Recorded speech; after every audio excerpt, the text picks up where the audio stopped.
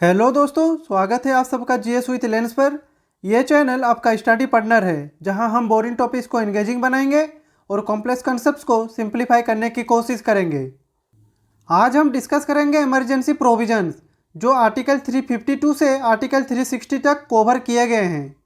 ये provisions central government को extra ordinary powers देते हैं ताकि किसी भी एबनॉर्मल या क्राइसिस सिचुएशन को इफेक्टिवली हैंडल किया जा सके। तो चलिए शुरू करते हैं आज का वीडियो। सबसे पहले बात करते हैं कि इमरजेंसी प्रोविजंस का पर्पज क्या है। तो it enables the central government to handle abnormal situations effectively. तो देखिए, इसका मेन पर्पज है हमारे देश का सोवरेंटी, यूनिटी और इंटीग्रिटी को प्रोटेक्ट करना। अगर देश किसी सीरियस क्राइसिस से गुजर रहा हो, जैसे वार, रेबेलियन या इकोनॉमिक क्राइसिस, तो सेंट्रल गवर्नमेंट को एक्स्ट्रा ऑर्डिनरी पावर्स मिल जाती है। ये प्रोविजंस डेमोक्रेटिक सिस्टम को प्रोटेक्ट करने के लिए भी दिए गए हैं ताकि कोई भी सीरियस थ्रेट हो तो उसका सॉल्यूशन तुरंत निकाला जा सके। अब हम देखते हैं कि डॉक्टर BR अम्बेडकर जी का इन इमरजेंसी प्रोविजंस पर क्या व्यू पॉइंट था। तो according to him, Indian constitution is both federal and unitary and it becomes unitary during emergencies. तो देखिए, हमारा कॉन्स्टिट्यूशन एक फ्लेक्सिबल डॉक्यूमेंट है जो फेडरल भी है और यूनिटरी भी बन सकता है। नॉर्मल कंडीशन में इंडिया एक फेडरल सिस्टम है जिसमें सेंटर और स्टेट्स के बीच पावर शेयरिंग होती है, लेकिन जब इमरजेंसी आती है तो इंडियन कॉन्स्टिट्यूशन यूनिटरी बन जाती है जिसमें सेंटर के पास फुल कंट्रोल होता है। ये सिस्टम क्राइसिस सिचुएशंस को इफेक्टिवली हैंडल करने के लिए बनाया गया है ताकि देश की सिक्योरिटी और यूनिटी को इंश्योर किया जा सके। अब हम बात करेंगे की फीचर्स ऑफ इमरजेंसी प्रोविजंस के बारे में। तो चलिए इनको डिटेल में समझते हैं।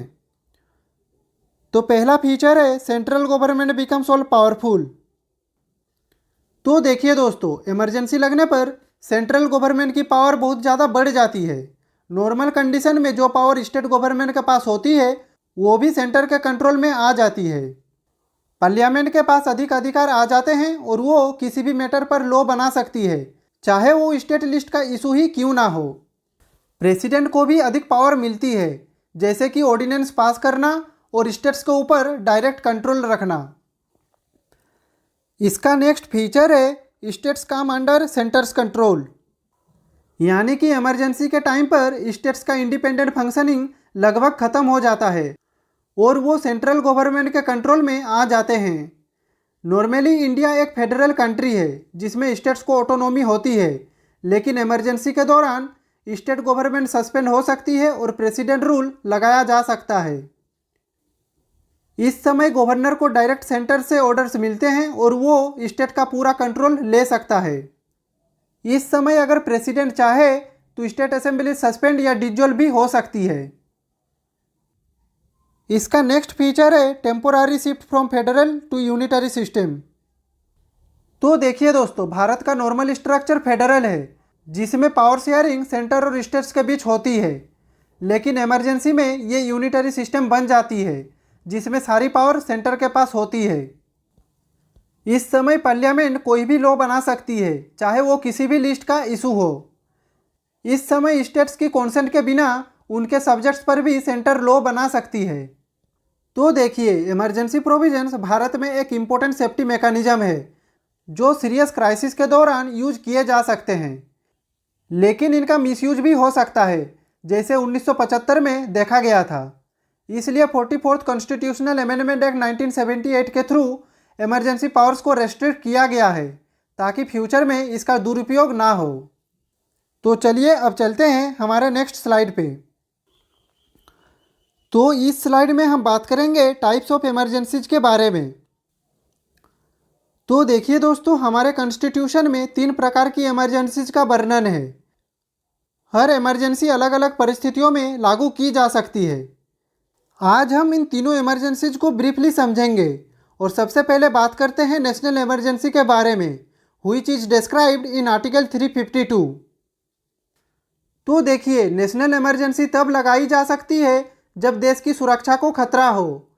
ये खतरा 3 वजहों से हो सकता है: वार, एक्सटर्नल एग्रेशन और आर्म्ड रेबेलियन। इस इमरजेंसी को लगाने का अधिकार प्रेसिडेंट के पास होता है, लेकिन कैबिनेट की रिटन एडवाइस जरूरी होती है। नेशनल इमरजेंसी लगने पर सेंटर की पावर बढ़ जाती है और स्टेट्स की ऑटोनॉमी कम हो जाती है। अब हम बात करते हैं स्टेट इमरजेंसी के बारे में, which is described in article 356। तो ये इमरजेंसी तब लगती है जब एक स्टेट की सरकार कॉन्स्टिट्यूशन के हिसाब से ना चल रही हो या कॉन्स्टिट्यूशनल मशीनरी फेल हो जाए। इसको प्रेसिडेंट्स रूल भी कहा जाता है।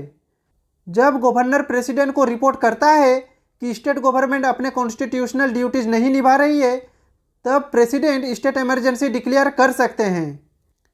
इस इमरजेंसी के दौरान गवर्नर डायरेक्टली स्टेट को कंट्रोल करता है और स्टेट लेजिस्लेटिव असेंबली सस्पेंड या डिजोल्व की जा सकती है। अब बात करते हैं फाइनेंशियल इमरजेंसी के बारे में, and it is described in article 360। तो देखिए दोस्तों, फाइनेंशियल इमरजेंसी तब लगाई जाती है जब देश एक इकोनॉमिक क्राइसिस से गुजर रहा हो और भारत की फाइनेंशियल स्टेबिलिटी खतरे में हो।